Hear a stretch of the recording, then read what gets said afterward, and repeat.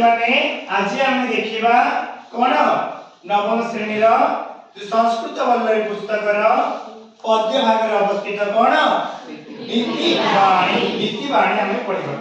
तरी छात्र अद्य वयं नीतिवाणी विषय पठामः।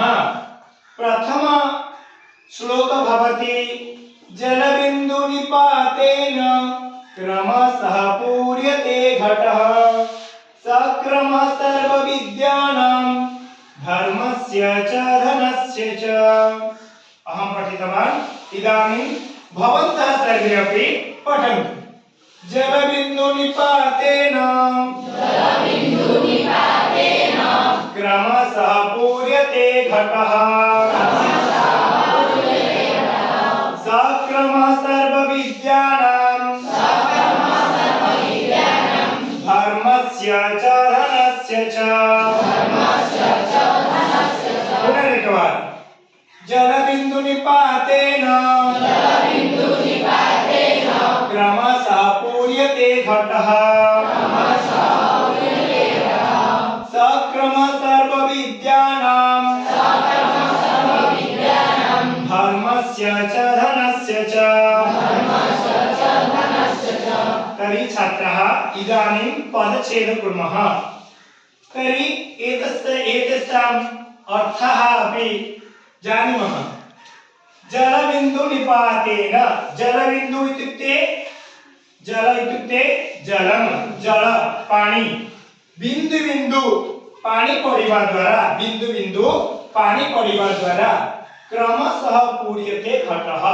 क्रमशः इत्युक्ते क्रमरे अर्थात क्रमरे बिंदु बिंदु जल पड़िबा द्वारा। देखो पिले ए बोतल रे जल अछि जलटा बिंदु बिंदु जल पड़िबा द्वारा देखो पिले एटा बिंदु बिंदु देखो बिंदु बिंदु पड़ुची बिंदु बिंदु जल पड़िबा द्वारा क्रमशः पूर्यते घटः अर्थात क्रमशः बिंदु बिंदु जल पड़िबा द्वारा गोटे घड़ी कोन हे जाय पूर्ण होई थाए।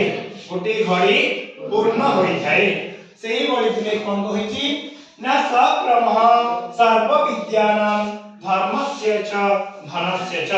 सक्रमः सेही क्रमरे अर्थात जे भली जल ठोपा ठोपा पड़िबा द्वारा गोटे घड़ीटी पूर्ण हो जाए। ए घड़ीटी जल ठोपे ठोपे पड़िया द्वारा क्रमशः ए घड़ीटी को हो जाए पूर्णता प्राप्त होई थाए।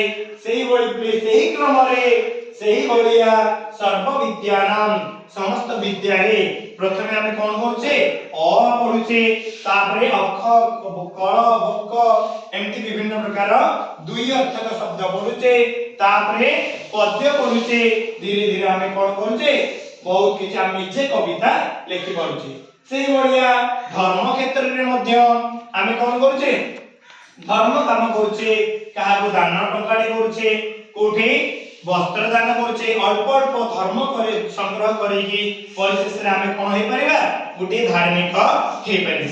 सेही बळिया पिले कोन ना धन रे मध्य अल्प अल्प हम आज टंका रखिले आज हम कोठी कुंपा को घड़ी रे हम कोन गले ना टंकाडे रखिले टंके घड़ी रखिकि कोन करबा ए घड़ी किछि दिन पर कोन हे जिवो ना तुम पाखे टंके रखिकि 1000 दिन पर 1000 टका हे गला।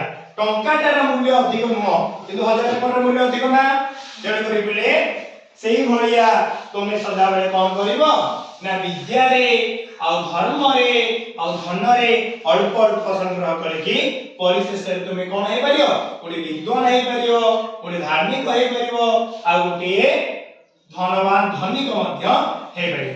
बुझि परलो ओके धन्यवाद।